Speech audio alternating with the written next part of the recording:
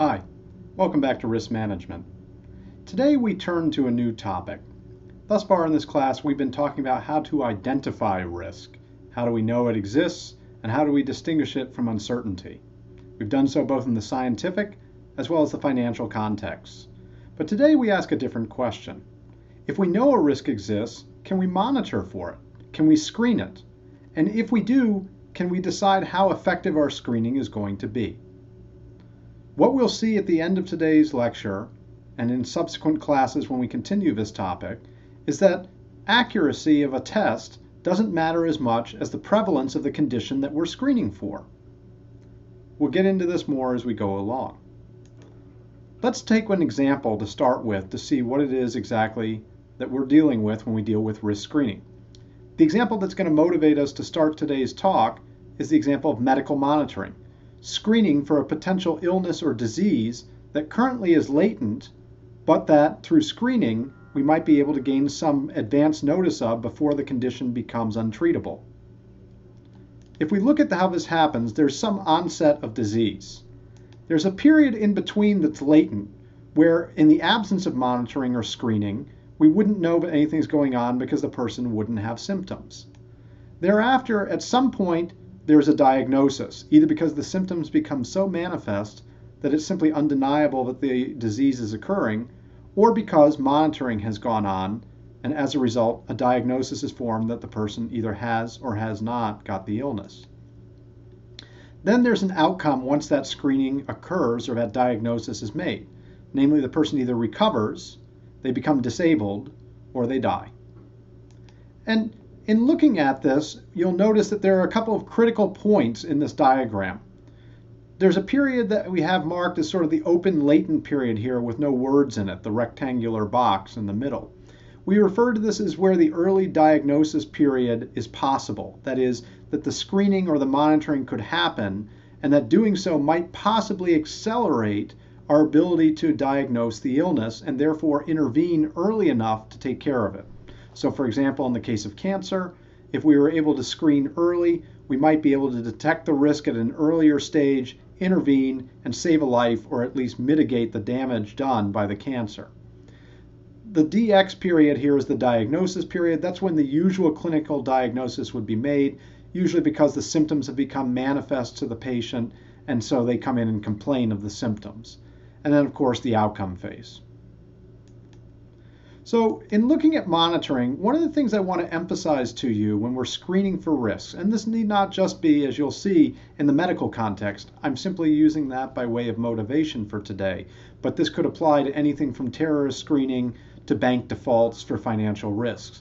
The answer is, in all cases, monitoring for risk is never as easy, safe, or effective as you might think. Take, for example, these very counterintuitive results from the Mayo Lung Clinic study. In the Mayo Lung Clinic study, there was a question about whether early screening of X-rays for lung cancer might improve the outcome of patients who were struck with lung cancer. And so people were given chest X-rays at various intervals, and then a monitored group of individuals who were suspected of being of high risk for lung cancer were then screened as well using these X-rays. And what was noticed was interesting. In the control group that got no X-rays, and we simply allowed them to sort of roll along and not until they actually complained of chest pains or other symptoms that might be indicative of lung cancer were they examined and diagnosed, versus a group of individuals in a monitored group who received X-rays and, according to positive results on those X-rays, were aggressively treated at an earlier stage. The results are counterintuitive. In that group of controlled individuals, 115 people got lung cancer and died from it.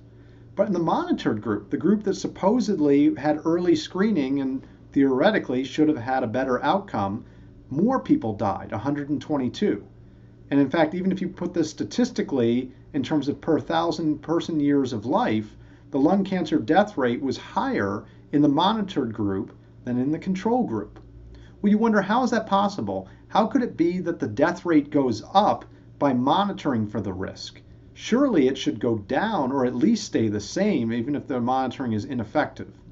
And one of the things we'll talk about in this series on monitoring is that monitoring is not costless and itself can cause harm and even potential fatalities, independent of the risk that's being screened for. The U.S. Preventive Services Task Force, after it got these results from the Mayo Clinic, in questioning whether smokers should be monitored for lung cancer, made the following recommendation after the Mayo study: that screening asymptomatic persons not currently exhibiting signs of lung cancer, for lung cancer by performing routine chest x-rays is not recommended. That's quite interesting, because one would think, what's the harm or the cost to monitoring early by doing a chest x-ray just to make sure that the cancer is not growing when we can't already see the symptoms? Surely that's a good decision to make. The same sort of analysis that more screening accuracy and getting better diagnostics and screening earlier where possible will lead to less harm is a fallacy that plays out again and again throughout different areas where risks are monitored. Here, for example, is an article from the U.S. News and World Report magazine stemming back to shortly after 9/11, after terrorist screening went way up at airports. The quote from this says that Thanksgiving travelers may be in for a bit of a shock as they plod through security lines at the nation's airports. Passengers chosen for secondary screening, or whose clothes appear suspicious or bulky, are now subject to frisking, a pretty intrusive way. In late September, the Transportation Security Administration began allowing security checkpoint screeners to manually pat down women's breasts and the genital and derriere regions of both sexes during searches. The point was to find hidden explosives while machines that perform the job are still being tested. I know it's not pleasant, said Representative John Mica, chairman of the House Aviation Subcommittee, but, and here's the key point, until we get the technology, what are the options? That is, we need to improve at all costs our ability to screen and our ability to create accurate results. And so we know, or at least we're assuming, that by intrusive body pat-downs, we're going to be more effective at reducing the risk of terrorists, and it's going to cause less harm overall than if we didn't do this. Well, the question we have to ask is this actually true? They want us to say yes as if this is a foregone conclusion, but as we'll see when we talk about monitoring in great detail over the next few days, this is not always an automatic answer of yes. In fact, this is also found around the world, that you see a need and a pressing demand among all people in all industries for ever increasing diagnostic ability. Here in Tel Aviv, an Israeli firm had developed a miniature system that can provide unobtrusive lie detector tests for commercial airline travelers deemed to already be suspicious through prior screening. The system uses a microcomputer chip that can provide voice analysis of those responding to questions from screeners at airports. Executives said the technology measured voice for such traits as deception, excitement, stress, concern, hesitation, anger, love, and lust. Of course, those who are lusty are the ones we're most worried about on board planes. The chip that can be inserted into an eyeglass frame and allows screeners to determine with 98% accuracy whether a suspicious traveler has intention to launch an attack during flight, Middle Eastern News Lines reported. Look at the confidence that is expressed in this article. With 98% accuracy, we can screen out the terrorists, or so we're supposed to believe after looking at this. The confidence is always placed in the accuracy of the test. But as I hope the next few days will show you, accuracy of tests has very little to do with the success of a screening process. Here we see how invasive things can be.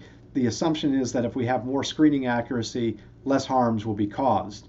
That when we do body screenings, there's no real cost to the fact that people show up naked on screens like this, and that we can disregard such costs in the effort to stop catastrophic loss on an airplane.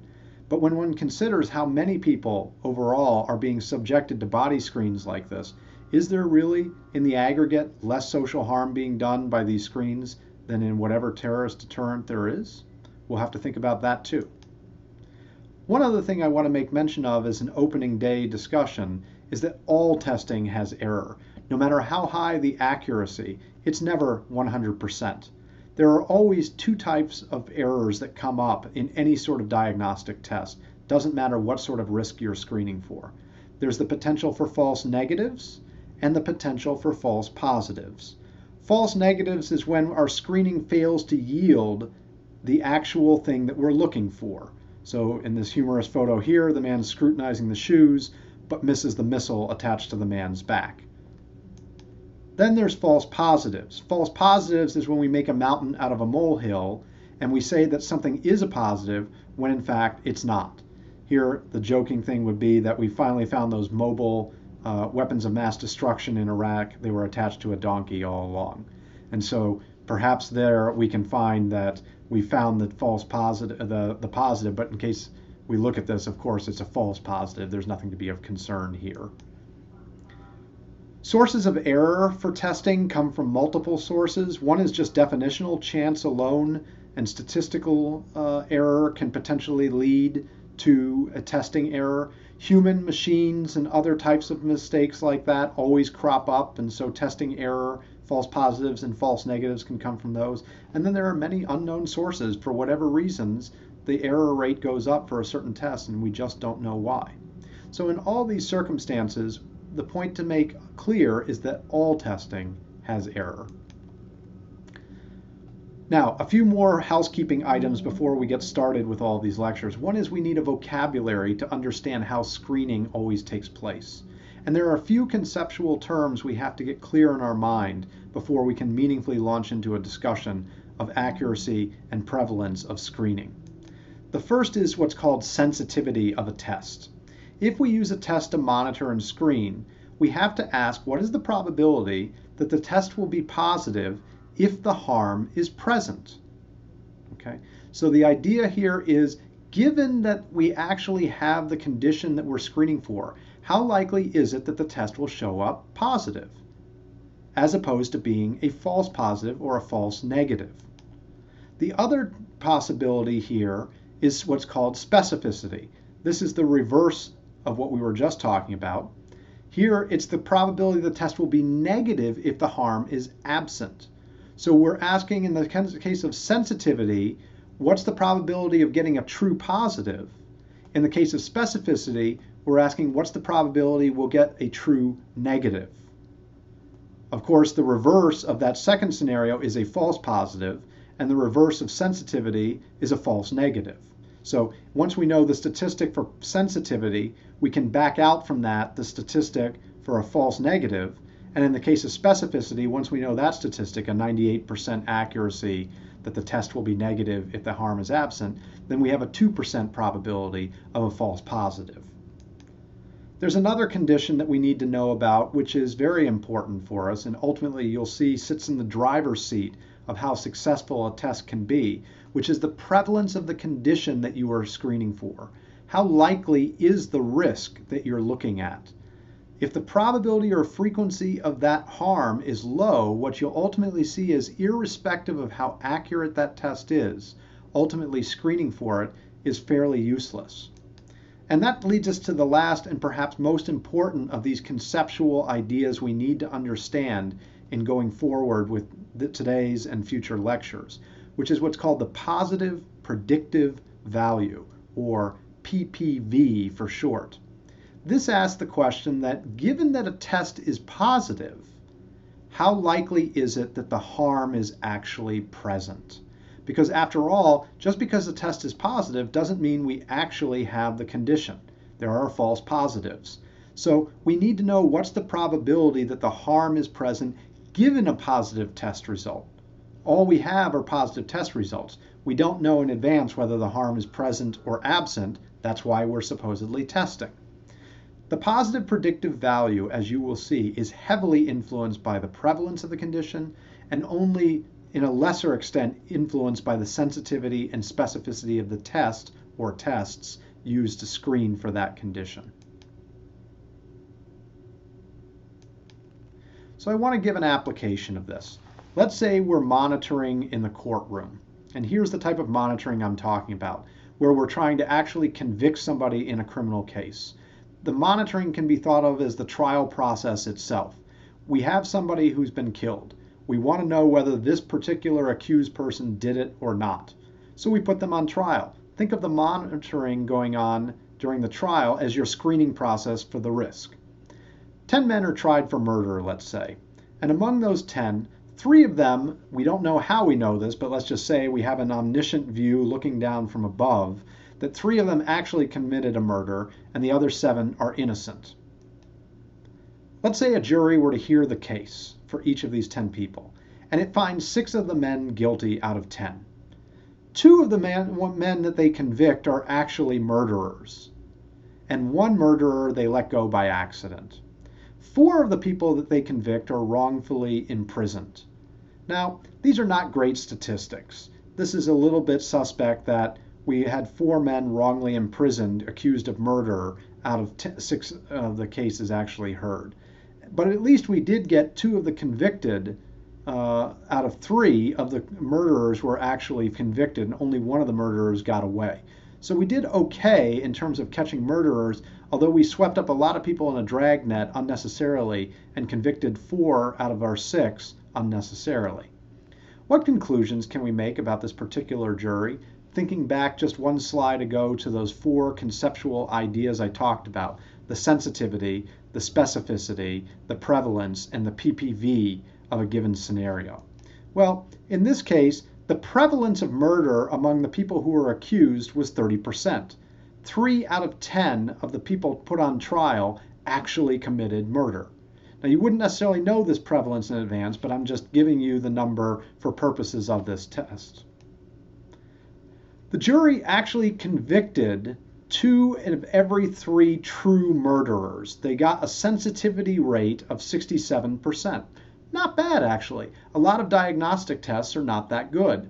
And so 70% roughly for a diagnostic of sensitivity is not a horrible test. The jury actually did even better in terms of acquitting innocent people. It acquitted 3 out of every 7 innocent people. In other words, the specificity was 75%. So this is a test with relatively good accuracy. Accuracy is measured by the combined 2 statistics, sensitivity and specificity. But with a prevalence of only 30%, watch what happens next. The PPV is actually strikingly low. For any man declared guilty, the chances that they actually were guilty was only 1 in 3. Now that's a very depressing statistic, and you should be a little surprised by it because after all, we had a pretty accurate test, around 70% accuracy for this test of getting the right answer. How can it be with a 70% accurate test that only 1 in 3 people that we find guilty are actually guilty?